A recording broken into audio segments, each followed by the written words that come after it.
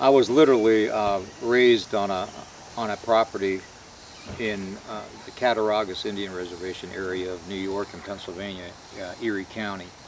And my father was full-blooded Lakota Sioux, and my mother was Cherokee and Shawnee. And my mother at the time, I didn't realize that she was dabbling into the Native American end of the dark arts when I was a child. And so I got involved in a lot of the paranormal stuff and the ceremonies, the dark arts ceremonies, as far as being Native American goes, from my mother's side and all of her teachings. My father was traditional Lakota Sioux, but he was a truck driver. He was hardly around growing up. But being back in those days, you didn't have the internet, didn't have computers or cell phones or anything, so you tend to stay outside a lot, okay? And this is back in the 60s and 70s. And I tend to love being out in nature when I was a kid. And I used to constantly go out, ride dirt bikes and stuff in the woods, and go hiking on trails, go hunting by myself and all that. And the first time I actually was told about the forest people, my father and I were sitting at the kitchen table, and it was about midnight. He had just gotten home from long haul to the West Coast. And he had told me, because I told him I had heard some like roars and some howls and stuff coming from the woods that didn't sound like a coyote or or any kind of animal or an owl or anything that I've been used to hearing. I mean, I've heard all of them. I've heard mountain lion, bobcat, all the way down from buffalo to elk to bighorn sheep, you name it. I've heard it all. And I've pretty much hunted it all my life until I got cancer.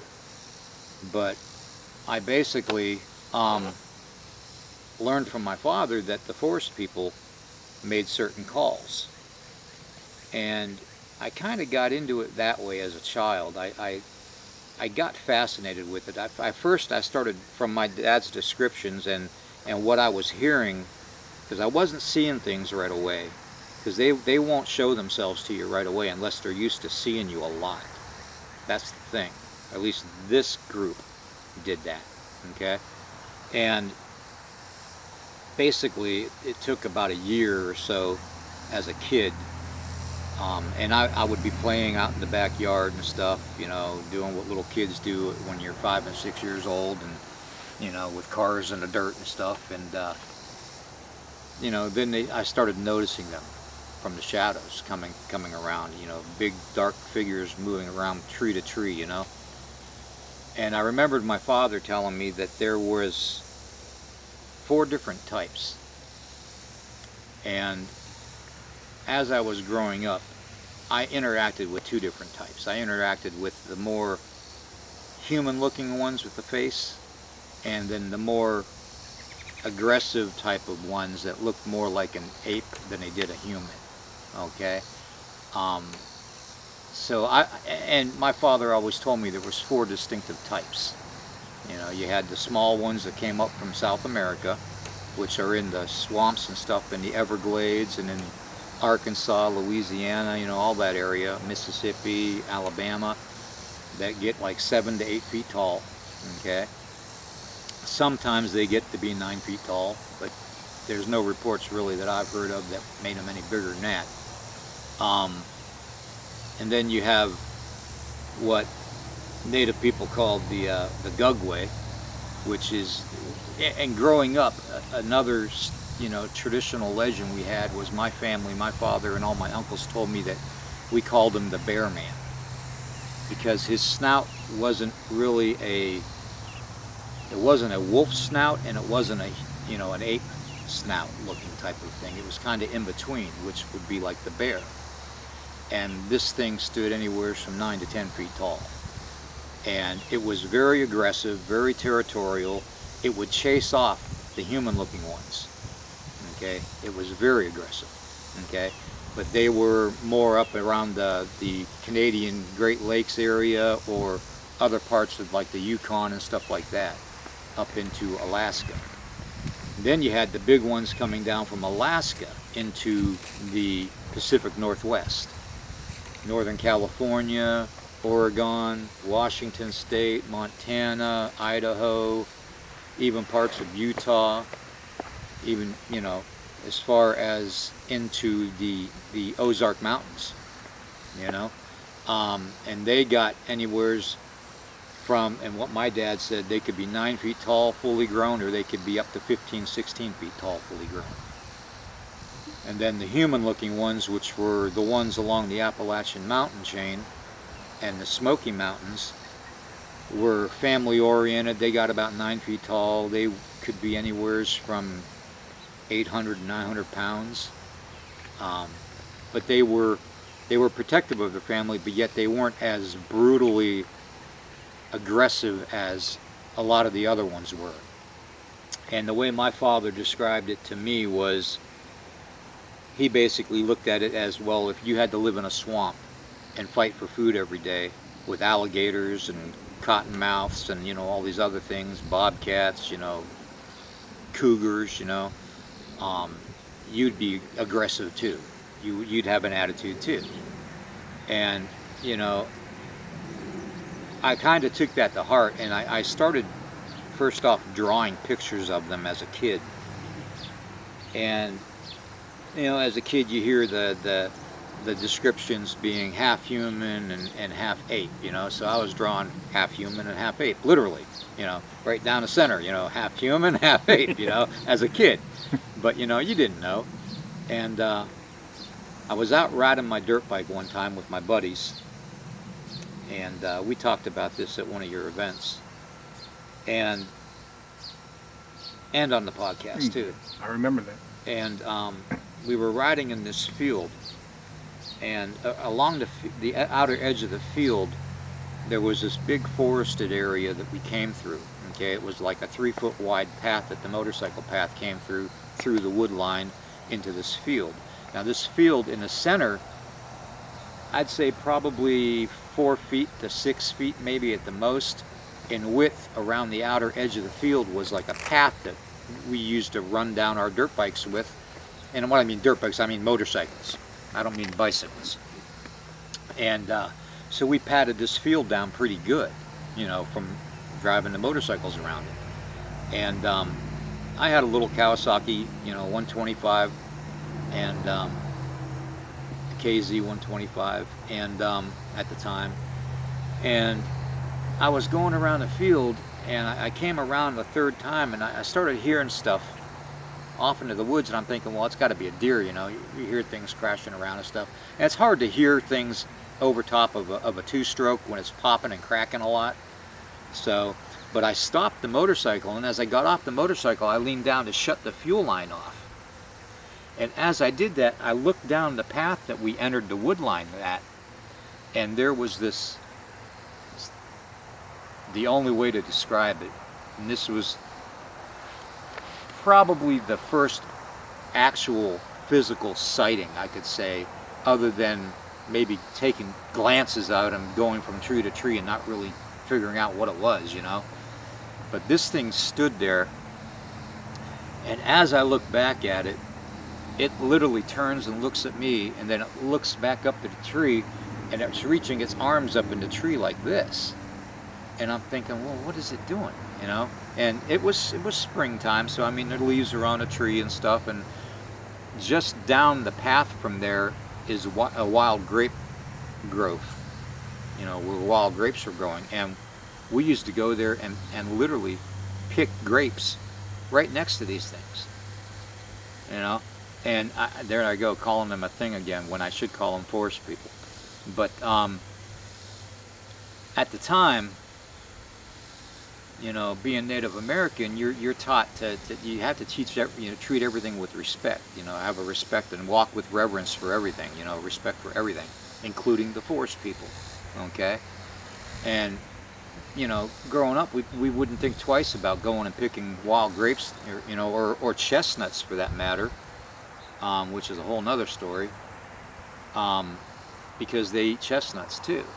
And we had all kinds of chestnut trees around there too. We had a rancher that had all kinds of chestnut trees growing in his field. We had apple orchards and stuff too. So I mean, the food around there was plentiful, especially, you know, in the warm summer months and into, you know, the late spring where the berries are starting to ripen, you know. So it was phenomenal. We had all kinds of game, wild game. But as I looked down and it looked at me, I remember what my dad said. My dad said, you know, don't stare them in the eye. Don't look them in the eye. Be respectful, look down, okay? So I looked down, but you know, when you're like 12 years old, riding a dirt bike with your buddies, and your buddies are standing there and their jaws are open, you want to look up, you know? So I did what any 12-year-old kid would do. I looked up, and I observed this thing, and he reached up. I don't know if it was a he or she, because the distance I had, even though it was a straight open shot at looking at it, I tend to think it was a young female. Okay, and it was every bit, if it wasn't 8.5 feet tall, it was every bit of 9 feet tall. Okay, so it was probably a young female, but as it reached up, it grabbed what it looked like a little black bear, but it was obviously a smaller one, and I would hazard to say it was probably an infant. Right. Okay, so it took it in its arms like this, and it turned, and as it turned to walk away, it looked down at me again, and I'm staring at it now. I mean, I'm looking it dead in the eyes, you know, and the eyes were, I don't even know how to describe them. At that distance, they looked dark, okay, but you could see the white in the eyes too, though. Okay, it wasn't all like dark, like demonic, you know. But it turned and it walked off into the woods. Didn't even care that I was looking at it. Didn't even care that we were there. Didn't have a care in the world. And that was my first physical encounter with this, you know, this type of thing. And it sounded like, if you don't mind me saying, it sounded like it knew you didn't mean no harm. Yeah, and I thought about that too. And as you know, when you're that age, you don't really tend to rationalize things very well. Yeah. You know, especially when you're growing up in the country, because you tend to, you know, I mean, you're talking to a 12-year-old boy that, you know, used to jump off of his dad's, you know, ham radio tower with a garbage bag, for God's sakes, as a parachute. I mean, we did all kinds of crazy shit, you know, and you know, it was something. It was a very, very taking away your breath type of a first time sighting like that. And as I think back to it, and as I thought about it later that evening with my buddies, I said, "Did you see that?" And they're like, "Yeah, what the hell was that?" And you know, they were, you know, a year or two older than me, so you know, they were just as curious as I was. And I said, "Well, from what my dad and my uncles tell me, that we just saw Bigfoot." You know, and they're like, "No way." And I'm like, "Yeah, we did." Well, sure enough, a week later, at a different location, across what they called Walnut Creek, okay, there was a gravel pit, and me and another buddy were riding our dirt bikes and stuff in this gravel pit, and this gravel pit went into the wood line along the edge of the cliff where the creek was, and back out again like a square, you know, back out into the gravel pit. So you'd go around the gravel pit, go up and down some hills, and back in the woods, and through it, and back out again, you know, over and over again. And I didn't think anything of having another encounter with them, but sure enough, I should have brought those things out that David made for me, David and Melissa, because they made those little 3D molds of what my sightings were, and I mean, it's actually to a T. Maybe I'll bring them out a little bit later. But as I came around a third time and went into the wood line and made my left and went down the trail, this branch was come out of nowhere, and it hit my front tire and my spokes, and you know, I'm only doing like 20 miles an hour because it was muddy and it was a trail. You don't want to like kill yourself. But I did an endo, and I got a burn on my calf muscle from it. And the motorcycle landed on me, and as I went to push the motorcycle off of me, I looked up, and there, not even 20 feet away from me, was standing this. Was this Bigfoot? The only way, and I described it to David as best as I could. The only way I could describe it was, it was like looking at the Incredible Hulk with hair. I mean, it was massive. It was every bit of the alpha predator that you would imagine, you know, a monster would be, you know. And it just kind of looked at me, and it was curious. It looked like it was curious with what I was doing, but it also looked angry with me. And it went, you know, like that, you know, like disgusted, you know, like your dad would get, you know, if he did something wrong and he got disgusted with you, or you said something stupid, you know. He kind of did that to me, but then he had a smirk on his face. And I'm thinking to myself, you son of a, you know, I mean, here I am, got a motorcycle, you know, laying on top of me, and whatever you are, you're smirking at me. And it's a human emotion. And the more I looked at it, the more his face actually didn't look apish. It looked more human, but it had hair, you know, full beard, you know, mustache, you know. The jaw was really pronounced, okay? But its head, there was no neck.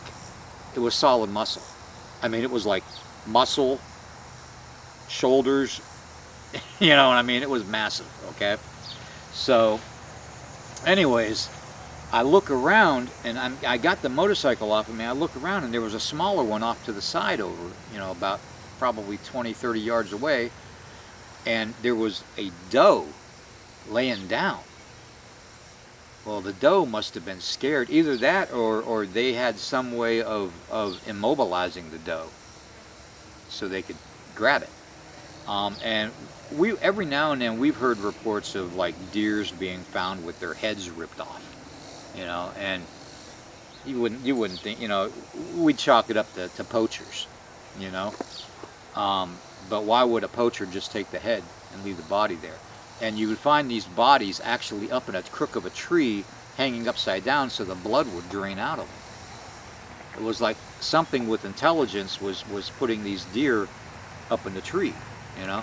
And we'd find them every spring. And yeah, the strangest thing, or what I find odd, on 3 different occasions in my main research area, I have seen the carcasses or the remains, the full skeletal remains of a deer.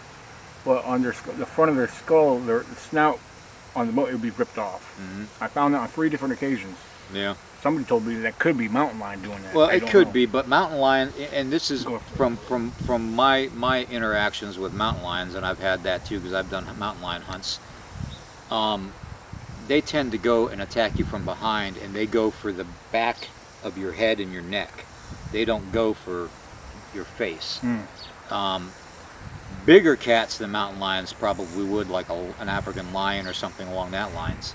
But as far as I've ever heard, mountain lions are always they go for your, first off, they're going to attack you from above or behind. That's the only time they're going to attack you. They're not going to take you on head on unless they're protecting their you know, their kits, you know, their young, and it's a mother mountain lion. So that's when they're going to come at you from the front to scare you off. But yeah, seeing that, you know, over the years, you know, from hunting and stuff, just kind of, you know, gave you an uneasy feeling, you know, that if something was doing that, you know, what could it do to a human, you know? And anyways, to finish that story up, I got on the motorcycle, and it just stood there watching me. And I mean, it was literally, it probably, if it wanted to, it could have grabbed me off that motorcycle and carried me off without a problem. But it didn't, okay? And looking at its eyes and just the human emotion in its face, from the reactions of seeing this dumbass kid, you know, basically do an endo. I mean, to him it was humorous, you know, but he was also pissed off because I realized I interrupted his hunting. He was hunting the doe, and my loud ass dirt bike going through the trails, probably screwed everything up. There was probably even more deer there than just the one. So I probably screwed everything up for him, and that's why he threw the branch at me. That's the only bad situation I've ever had with them growing up. Okay? And I mean, it let me pick my motorcycle up, it let me start my motorcycle back up, and it let me get out of there. Didn't try to harm me whatsoever, you know, and that was it for a while. Real quick, what state did this take place in? This was in New York. In New York, okay. Yeah, this was around Genesee River, because the Genesee River Regatta was a big thing up in New York, Cattaraugus area of New York, Jamestown, New York area. Erie County bordered it in Pennsylvania, and the majority of my encounters were in Erie County, Pennsylvania. And you know, it just snowballed from there. And I got such a fascination from those first two encounters that I got into it. And I couldn't get enough of it, you know. I was already in love with being out in the wilderness, you know, and camping and hunting and stuff, so why not look for a monster, you know? You know, and the more I talked to my uncles and my dad, you know, about these things, I learned about other things. And, you know, there's more than just Bigfoot out there. You know, there's more than just the 4 types of Bigfoot out there, is what I was told. There is, and you know, I'm actually an ordained minister for the Native American Church, so I grew up doing the ceremonies and stuff along with the dark magic and all that too, that my mother was teaching me as a child, all the way up till I was like 14 years old. And so I know a lot about the supernatural aspect of things, you know, the paranormal aspect of things, through ceremonies, through incantations, you name it, even manifestation through prayer. Those are just all part of the culture, you know, when you're growing up. And when I got out of the dark arts of it, when my mother got religion, and I use the air quotes because it didn't last very long, because she went back to her old ways. But, you know, you learn a lot, you know. And recently, with what I've been battling with the cancers and stuff, and having the near-death experience and all that, I've come to realize that everything is connected. You know, when Native American people talk about the web of life and how everything's connected, and what we do to the web, we do to ourselves, you know, which is a Chief Seattle saying. You know, it's like the teachings of the medicine wheel. You know, we have this medicine wheel that we use for, you know, some of us use it for vision quests, some of us use it for personal protections, you know. Certain designs represent protection to Native Americans. The medicine wheel basically is a cross inside a hoop, and its representation represents the 4 directions of the wind: the north, the south, the east, the west. It represents the spring, which basically starts out as the seed in the top right corner of it, and then the bottom quarter section of it is the young tree, the sapling. The next tree over is the adult tree, and then the top left section, the quarter of the medicine wheel, represents the aged tree, which drops its seed, and the cycle repeats itself. Okay? Well, when you're young, elders tend to give you a starting position on this medicine wheel to start your journey. North would be abundance. The white buffalo would be the medicine animal representing it. It's different for every native culture, but some of them tend to be the same. You know, different colors are associated with it, with white is north, black is west, red would be south, yellow would be east because of the sunrise. You know, so I mean, they give you a starting point, and in your spiritual path. The Dene people call it a walk in beauty. Okay, we call it the Red Road. Okay, and it's where you're supposed to seek your medicines, your spiritual medicine. Okay, and I remember I was out one time doing a Humblatia, which is a vision quest, and one of my elders was with me, not my uncle, a very good friend. He was an elder of mine, and this is right after I got out of the military, and I did a vision quest down by the creek, and after I did my 3 days out there, because you go out in the middle of nowhere, you sit within a circle within the medicine wheel, and the only thing you have is a jug of water with sage in it. Sage water is all you're allowed to drink. And I used to, my family in particular, we would put twigs in between our fingers and in between our toes to kind of make us suffer a little bit for the vision. Okay, and the whole time you're there, you go without eating. Okay, you don't eat any food. And when I had my vision and stuff, it was a vision of a red-tailed hawk coming over, and it was dropping feathers down to me. And as I had this vision on my 3rd day, I was told to stand up and walk into the water, and my elder was standing there watching me. And he was curious to see what I was doing, so he said he was just standing there watching. And he heard some movement within the wood line. And the woods, I mean, it's just like, here with the darkness of the trees, you can't really see inside it, but you can actually see if something was darker standing there, you would see it.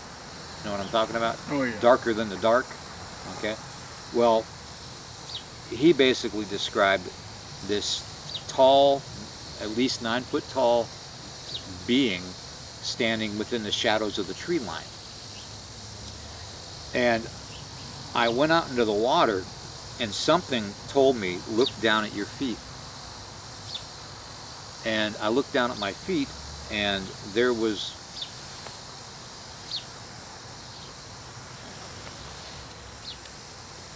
I'm not long for this world anyways, so I guess I could show you. This is my medicine bag. I usually wear it around my neck, but here lately it tends to choke me because of the cancer. But we tend to take things out of our medicine bags and smudge them with sweetgrass and sage and cedar, or juniper, whatever we can find. But I'm going to show you what was at my feet, in between my feet, and I'll end up saging this and purifying it again in ceremony. There it is.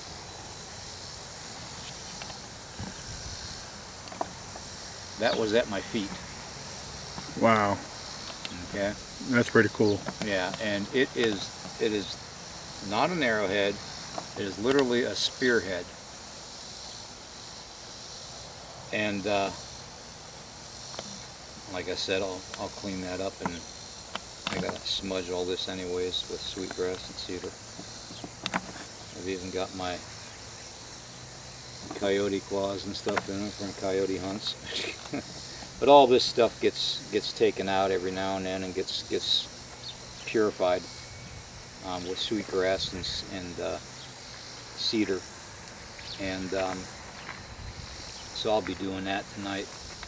But yeah, that was between my feet after doing the Humblatia, the Vision Quest. And to find something like that is just amazing, And I looked over into the tree line where my elder was telling me to look, and sure enough, there he was standing there, the big guy, the one that actually threw the branch at me and smirked at me. He was standing there watching me. Wow. So, it was like, it was one of those, it was like an aha moment, see, you respected us enough to leave the area, and you interacted with us and you gifted us so much over the years that, you're going to get gifted back.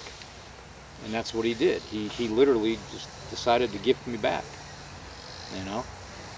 And that's what they do, you know. And there's a majority of people out there that will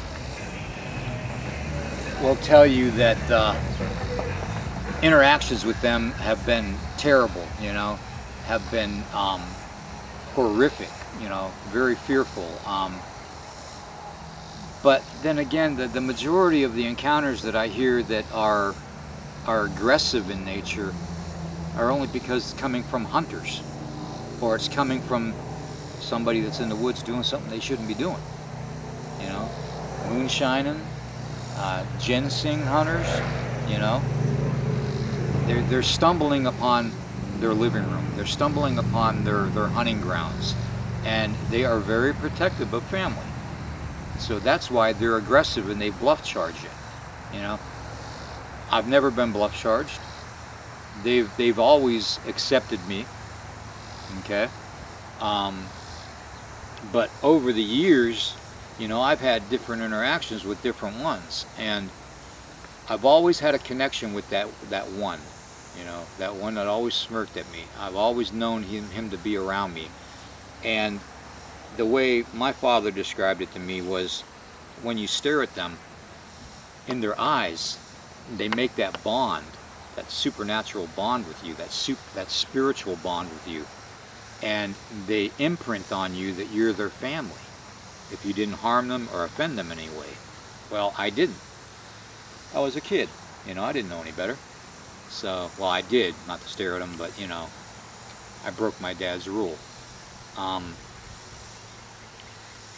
But every now and then, I don't know how long they live. I don't know if they have the life duration of a human or if they live longer.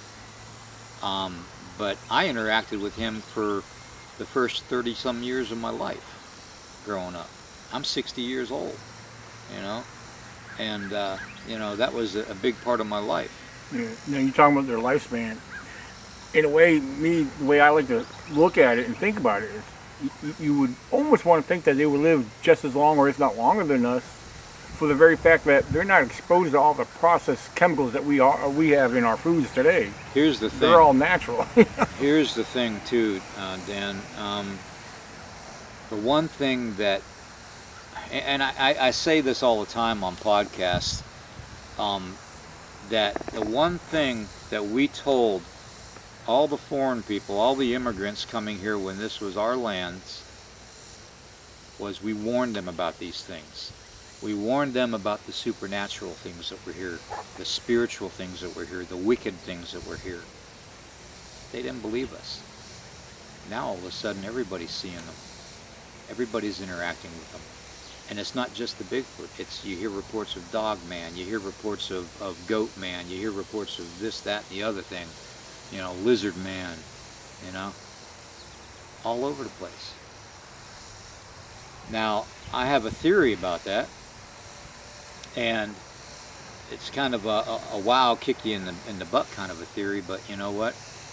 With what I've been through in my life, interacting with everything and the dark arts, I've come to realize that there is a supernatural connection to them, okay?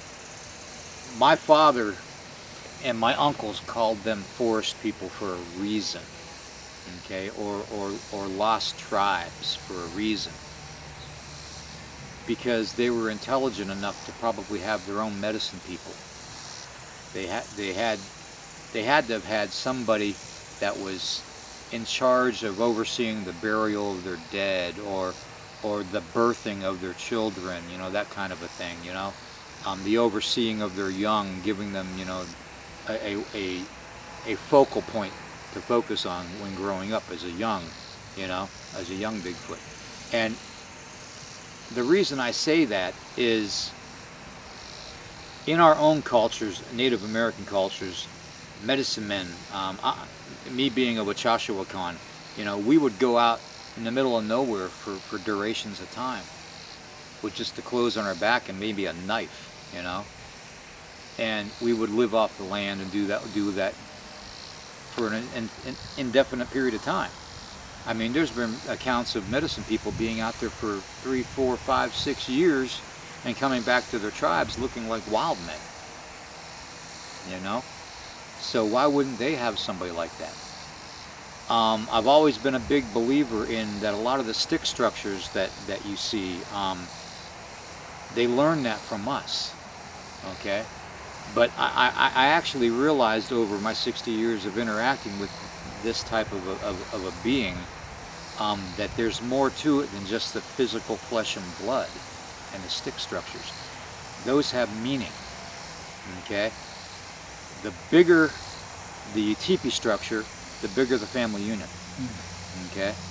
The smaller teepee structures, if they're not made by human, which you'll be able to tell the difference because humans aren't the smartest animals on the planet, okay?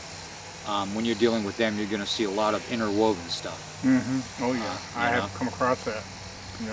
With different species of trees and limbs combined and twisted. Exactly.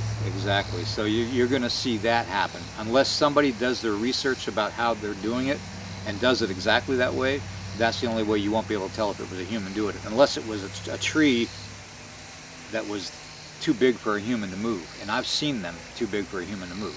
I've actually seen in Montana, I've seen trees shoved in the ground upside down with the root ball up top. Okay. They have sightings of those all over Alaska, all over the Oregon, Washington, Pacific areas. So, you know, you would think that if it was a lumber processing piece of equipment, it would strip the bark off of it, off the tree. Bark was still on it. So the things that grip the trees and pull them out of the ground and stuff and pick them up, that strip the bark off of them, it wasn't equipment used. They were shoved in the ground upside down for a reason. And the only thing I could tell was it was marking territory. Big alpha. The bigger the tree, the bigger the alpha. Plain and simple, okay? Get away from me. Another thing that I learned, getting back to the supernatural aspect of it, we have stories and legends of them coming out of the smoke out of our fires during ceremony. During hunts, they would just appear, you know. I always thought that wasn't a flesh and blood Bigfoot. It was more of there's a certain fraction of Bigfoot,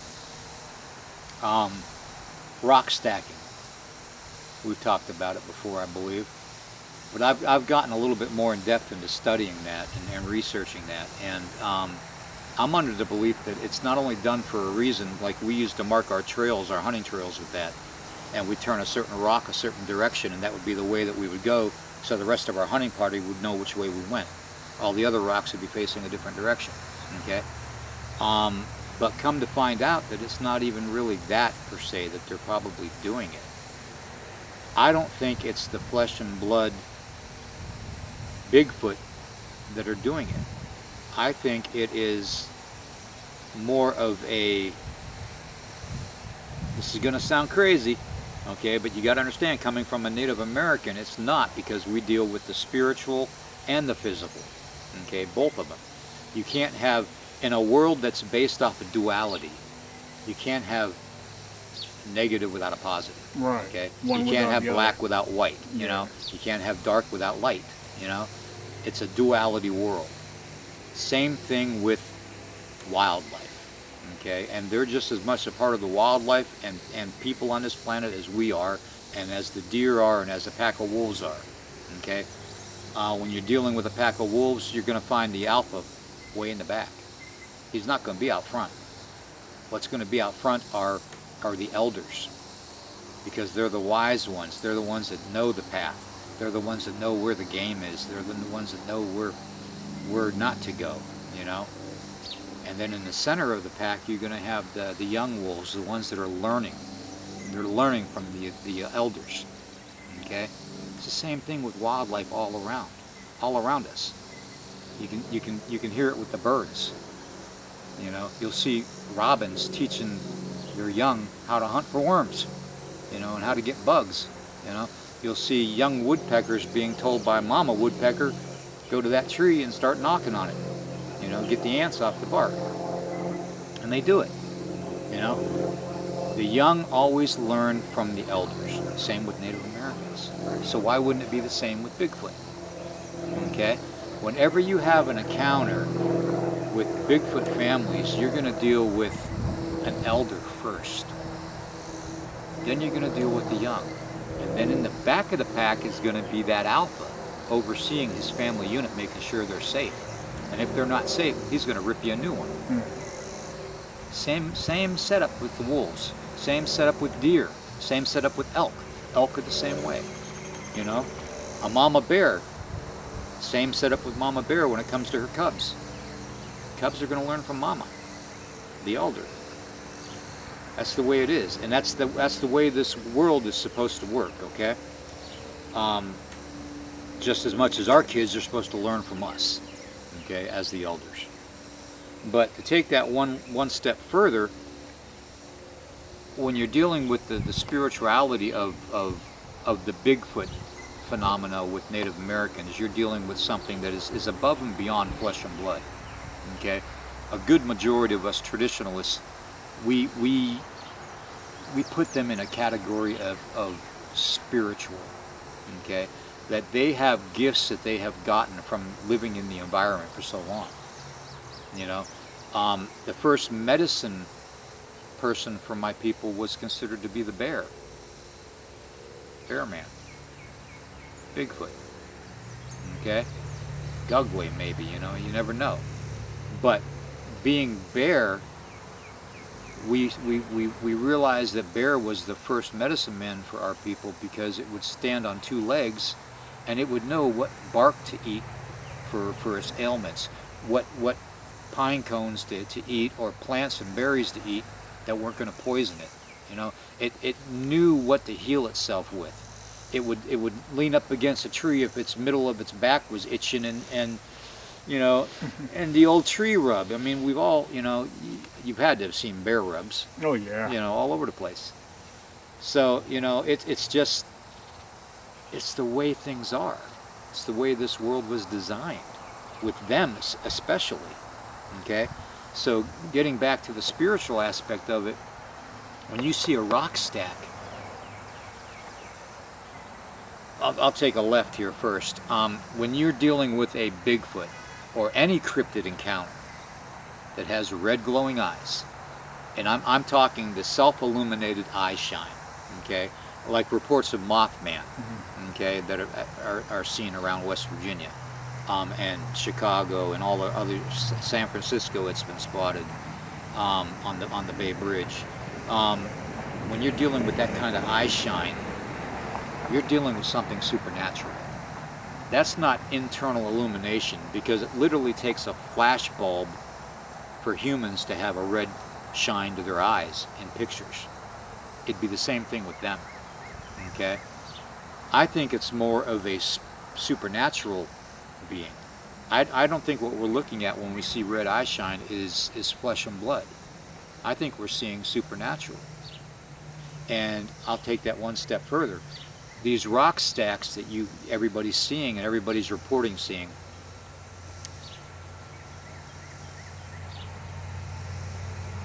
I believe, and this is from my own research and my own interactions, okay, over the years, 60 plus years of doing research and investigating on these people, these forest people, okay, and not just them, every other cryptid that's out there. I believe that they're representations of the Tower of Babel. And I believe that some of these sightings with the red glowing eyes are a representation of the Nephilim spirit, the original giants of this land, that were supposedly drowned off and killed off by the flood. The flood, you know, the Noah flood. And I do believe that the red eyes are windows to their soul, showing that it's not the actual Bigfoot, but it's a Bigfoot's body that might have been taken over by Nephilim spirit, like a possession, like a paranormal possession, like when somebody gets demonically possessed. You know, I think it's the same thing. Why else are you going to have encounters of red glowing eyes that are vicious? I mean, if you think about it, it kind of makes sense. When you're dealing with water and you're dealing with even muscle has memory. Water has energy. Water collects energy. Water has vibration. Water has frequency and energy. Okay, it remembers. When you get a bottle of water, just get a bottle of spring water, and an old Native American trick that my parents and my uncles all taught me: talk to the water in a positive way. Don't get water that's treated from a treatment plant. Get a bottle of spring water that's not treated. Talk to it in a positive way. Put that positive vibe into the water, and that water is going to be doing more healing and good for your body than that sink water or that bottled water from Nestle is ever going to do. And it works. It literally works. You know, I think that there is more of a supernatural connection to some of these sightings than there is just flesh and blood. I think we need to separate the two completely. And I've been talking about that a lot, and I'm a firm believer in it. I believe that we have our flesh and blood, which are your normal sightings where, you know, yeah, they'll bluff charge it, they scare you off, or, you know, they'll throw things at you like twigs and stones and rocks and boulders and shit, you know. But then you have your sightings at nighttime where they have red glowing eyes, and some people will say, oh, it's because they live in caves and they're nocturnal and they have the eyes shine different, you know. I don't believe that. But what I will tell you though is that they bury their dead in caves, and they also bury their dead in water, because water is life. And if they're smart enough to know that, we should be smart enough to know that. And that's why I said that about water, talking to water positively. They know that. They know that water is a collective source of energy. It's not only refreshing, but it's rejuvenating. Okay, it will retain memory. Mm-hmm. Okay, when you have thunderstorms during a paranormal investigation, what happens? Energy level spikes. Equipment goes haywire. You get EVPs and all kinds of interaction. When it rains and it thunderstorms, it even multiplies even more. Running water, they say you can get the best ghost hunts or paranormal encounters next to like river flows or, you know, and stuff like that. Underground streams, artesian wells underneath homes and stuff and buildings, you know. The best activity is around water. Why? Because water is a collective source of energy. It's a vibrational force. It's a force that constantly is changing and adapting, and it's also the most vital resource to have in this world.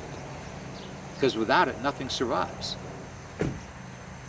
And the reason I make that connection with the Nephilim spirit with the red eyes and the rock stacking is because it's usually around water.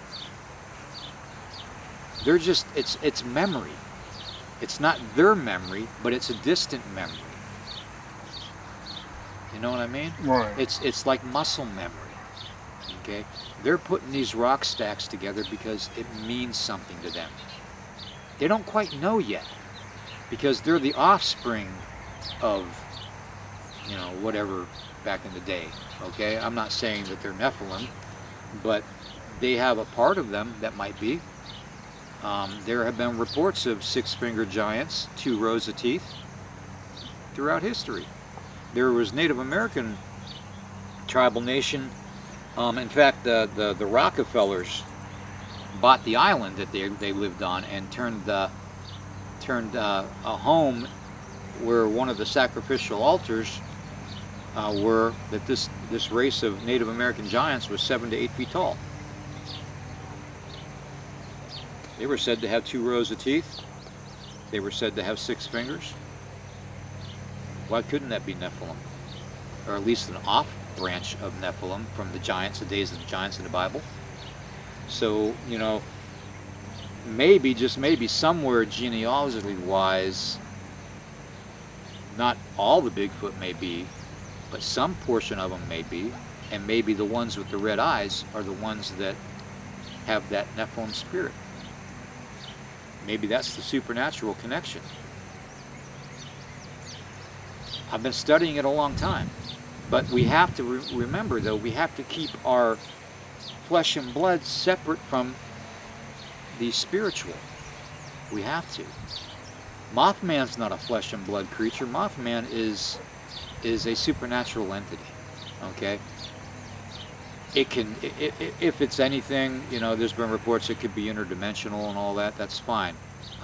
But I'm a firm believer that the way old text, the Anunnaki text, the Mahabharatras, the Copper Scrolls, the Emerald Tablets, I've read them all. The 88 missing books of the Bible.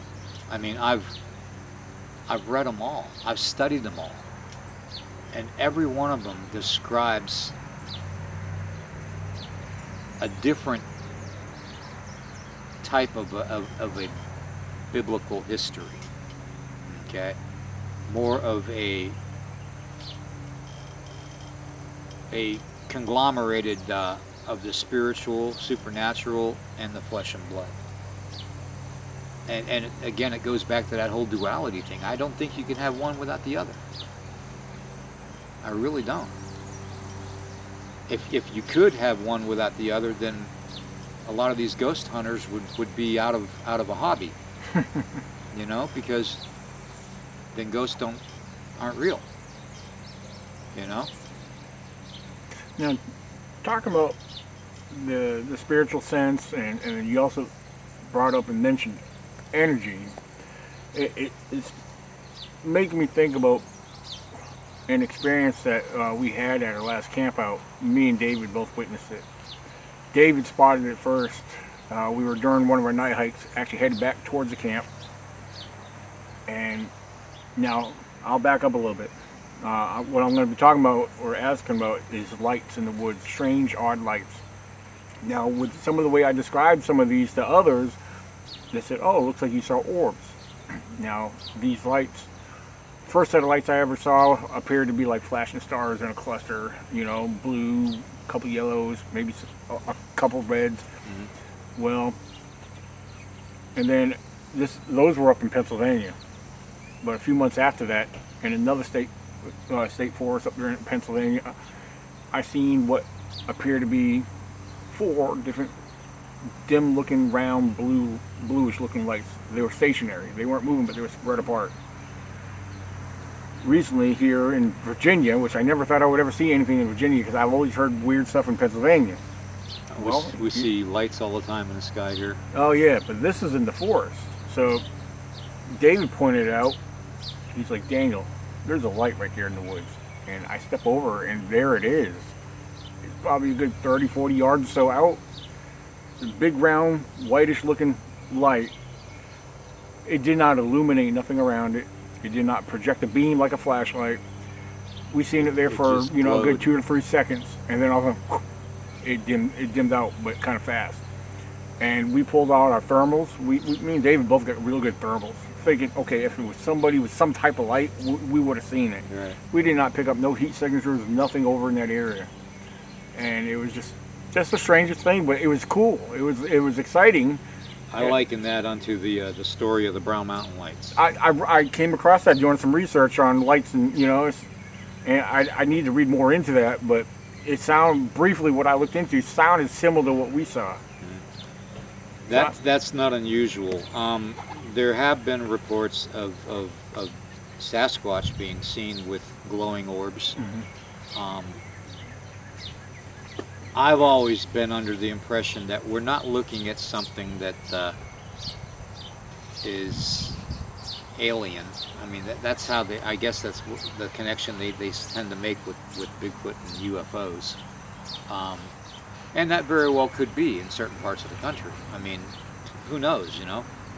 I have my whole theory on that too, and I'll get into that. But as far as the orbs go that are seen with Bigfoot, I've always been under the impression that we each have this energy field around us.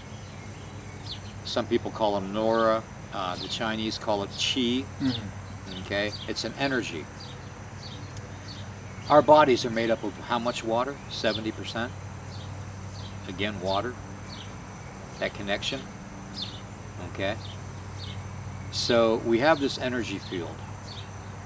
We can manipulate that energy field. I've talked about it on a couple podcasts, you know, with the hand motions and the concentration and stuff, and how you can literally take your hands and you can feel that between your hands a warm ball literally forming in your hands. That's your energy.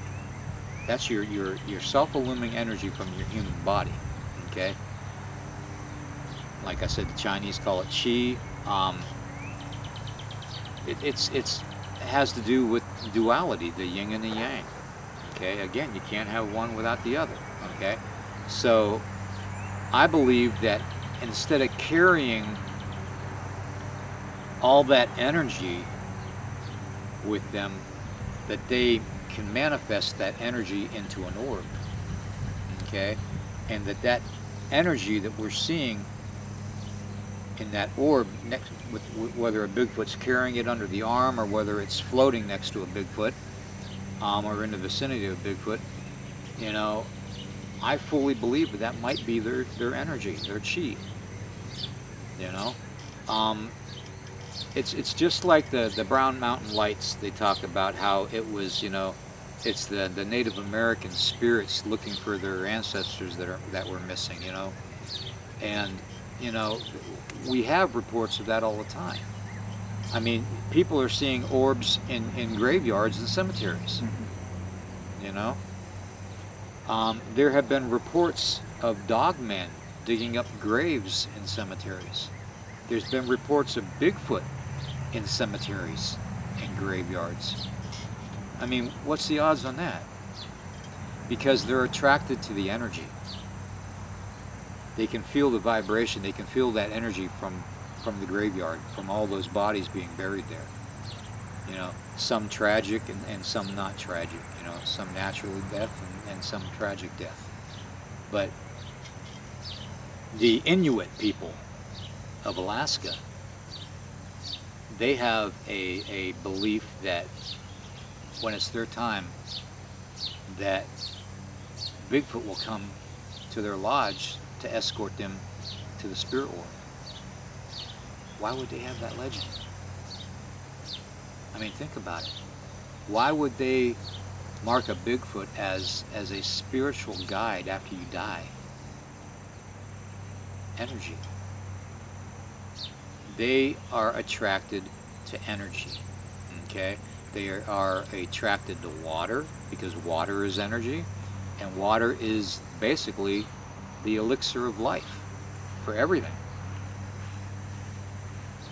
If you think about it, if you actually step back and you look at the whole spectrum of things and encounters, you'll find what will look like incidental similarities. Okay? But when you add it up, and it's not just Bigfoot that are doing it, you know, we have human beings going in cemeteries and doing EVP sessions and ghost hunting. Why is the human spirit so interested in the spirit world? Why is Bigfoot so interested in energy? You know, it just, you know, and why is water the amplifier for energy for the paranormal? It's all connected. And when you look at it, when you stand back and you look at the whole scope of things, all the weird stuff that's happening in the world today, And you can literally separate, if you have a mindset to where you can literally separate, figure out the flesh and blood. Okay, there's a Bigfoot over there. It's got red long hair. It's about 9 feet tall. It's not aggressive. You know, it's keeping to itself. It may bluff charge me, but yet it doesn't have red glowing eyes. Then that's a flesh and blood. Then you got one sighting over here. It's a 10-foot tall, you know, hairy beast that looks like a wolf. You know, it's got red glowing eyes, and it's got to either be a werewolf or a dog man. Why does it have to be either or? Why does it have to be flesh and blood? Why can't it be a demonic spirit or a Nephilim spirit? If you think back to ancient Egypt and you look at the hieroglyphics on the walls, what's Anubis? Yeah, dog. A dog man. Yeah. Okay. There are ancient maps. I've got them. Well, I've got them on my phone actually. That you can find them, and they show a big ape, like Bigfoot, and a dog man on the same mountaintop. Okay. They don't show it with red glowing eyes. There is a difference. And the sooner we realize as investigators and researchers that, you know, there's a definitive difference between these things. You know, a lot of these encounters, the aggressive encounters, especially with red glowing eyes, I don't believe they're a real Bigfoot. You know, we have in our culture, we have shapeshifters. That's one of the ceremonies I did when I was younger. You know, with the dark arts. Shape-shifting ceremonies. My own mother taught me, okay? I watched 3 sisters change into wolves in front of my eyes as a kid. And I'm not talking the wolves on 4 legs. I'm talking on 2 legs. Wow. Okay? And I'm talking bright yellow glowing eyes. Self-illuminated eyes. Because there is the evil possessing the bodies that makes the change in the ceremony. Okay? It happens. When we do shape-shifting ceremonies as Native people, we have to give something.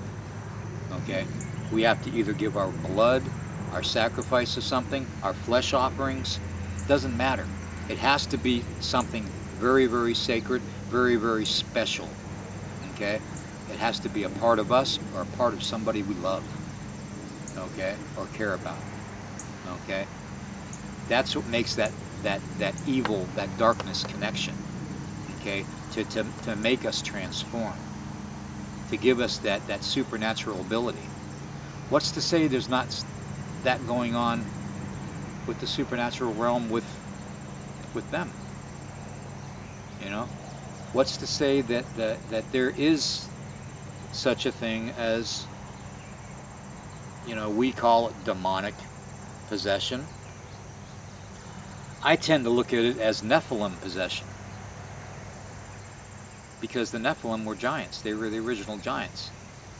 And if you listen to my songs and stuff that I just did, I have the one Titan songs. Yeah. Titans Rise. Listen to the lyrics to that. I mean, really listen to the lyrics of it. And you'll see that I specifically put within that song that Titans rise, Titans fall. And there's a section in where it says that they devour apes. Okay? And I got that from the Bible, because the book of Enoch and several in the book of Giants talks about how the Nephilim ate humans. Well, I believe that in biblical times we weren't that different from like the Planet of the Apes. We might have been, you know, the Bigfoot, you know, a different species, a smaller species, you know, the 7-foot tall species. And these Nephilim giants were eating humans at the time. That's why the Creator flooded the world, and got rid of them. But I believe that some of them survived, and that they have reproduced over the years, and God knows how long they live. I mean, they could be immortal for all we know.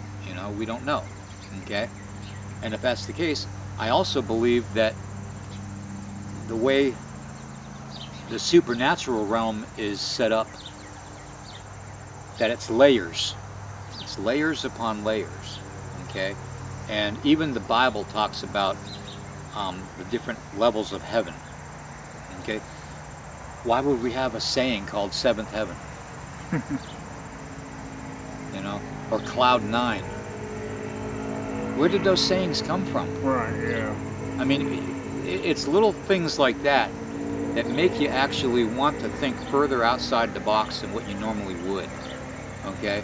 Because that's our purpose here. That's what we need to do. We need to make these dots connect. We need to not only find out, get the real evidence on the flesh and blood Bigfoot, Sasquatch, Dog Man, Goat Man, Lizard Man, whatever you want to call them. If they're flesh and blood, we need to get that. But I think at the same time, we need to realize that there is a supernatural connection to it too, which is totally different. And some people say it's interdimensional beings or shapeshifter beings, that can take the shape of a Bigfoot. There's a thing going around about the reptilians being shapeshifters and being in our own government, for that matter, and governments around the world. There was actually a couple sightings of reptilian people in Newmarket, Virginia. Really?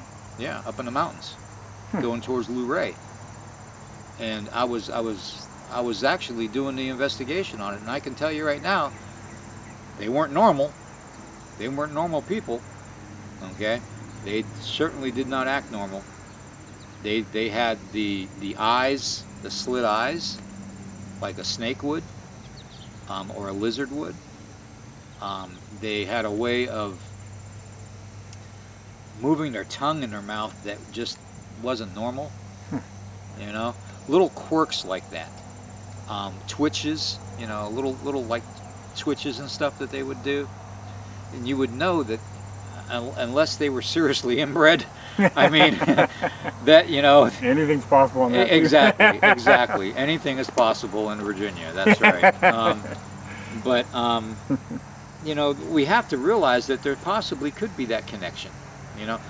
I'm open-minded enough, being Native American, that, and dealing with what I've dealt with in my whole life, with the ceremonies and stuff and the dark arts, that I've experienced the things that normal people wouldn't experience. So I have more of an adaptation to understanding those things and to putting those things in perspective. And, like with the rock stacking, it would make sense to me if the teepee structures and the dome structures are structures that they're mimicking of sweat lodges and teepees. Okay? Look what a sweat lodge looks like, and take the buffalo robes off the top of it, or the canvas tarps off of it in modern day. It's just interlocking willow. Interlocking and made into a frame. And that's what you see in a lot of the dome structures, is interlocking branches into a main domal frame. Or you see the teepee structures. It would make sense that the rock stacking would be a memory thing too of a distant past. Why else would they do it other than marking a trail, showing somebody in their family unit a way that they went, like we did? We would take and put branches in the ground and take a branch and just tweak it a little bit, and it would point the direction that we went in. We do the same thing with stones, stacking stones. We would tweak a stone a certain way, and it would point the direction that we went. So, why wouldn't they do the same thing? Okay? And when you're dealing with the supernatural aspect of it, I think that the rock structures could very well just be like muscle memory. Mm-hmm. I really do. Because they're remembering something in their past. They're trying to connect something that they have been taught by their elders, just like our elders would teach us. You know, it makes sense to me. I mean, yeah, it's a stretch, but it's a stretch that we need to look at, because when you're looking at it just from one angle, you know, the reason Native Americans sit in a circle, and you say, I put that pen in a circle of 30 people. Every people looking at everyone sitting in that circle around that pen are going to see that pen from a different angle. Okay, it's the same principle. Some of them are going to see it with you know, this side on it. Some of them are going to see it from the end. Some of them are going to see it from this end or this side. You know, it's the same principle. The reason Native Americans sit around in a circle is because, first off, no one is greater than the other. From chief to child, everybody's opinion matters because it was for the good of the people. Okay. Secondly, it's perspective. How to see things from a different perspective. We need to do that. We need to be open-minded enough to open up that perspectiveness and look at things completely, not just one-sided, not with blinders on. Okay, I'm not saying, you know, everything's woo, you know, the woo factor and everything, but I'm just saying that we have our flesh and blood cryptids, and we have our supernatural connection to them. Okay, and I think we need to know the difference. I really do. And I think right now, currently, with the way things are going, it's getting intermixed. It's getting confusing for people. Yeah, I see that. And I see it a lot online too, because I hear people talking about it all the time, you know, on podcasts. You know, it had red glowing eyes, it was going to kill me, and da-da-da-da-da, and it charged me, and it was throwing rocks at me. You know, okay. Did you die? Didn't die, did you? You're telling a story, right? That's what I don't understand. People they're a crazy creature. They really are. And I'm one to talk because, you know, of my past. But, you know, if there's one thing I've learned, is we really need to just step back and realize the difference in everything.